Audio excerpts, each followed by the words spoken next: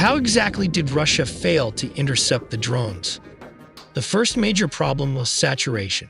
Sending hundreds of drones simultaneously across more than a dozen regions required every layer of Russian air defense to engage multiple targets at once. This quickly exhausted their interceptor magazines and radar tracking capacity. Once a Panzer battery has fired its missiles against 10 drones, it simply cannot stop the 11th. The next issue was altitude and radar profile.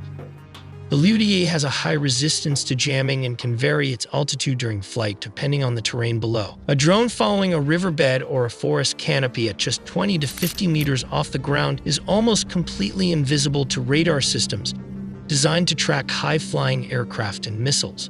By the time ground observers or short-range radars finally detect it, the window to intercept it is merely seconds. Deception also played a massive role. Ukraine coordinated its swarms so that decoy drones fitted with radar reflectors to mimic the signature of real attack UAVs entered the airspace right alongside the actual weapons.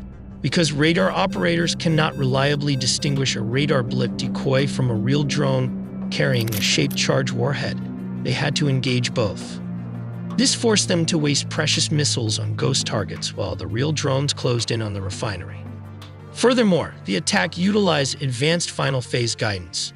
The drones used Starlink-linked communications to allow for first-person view control during the final phase of the strike.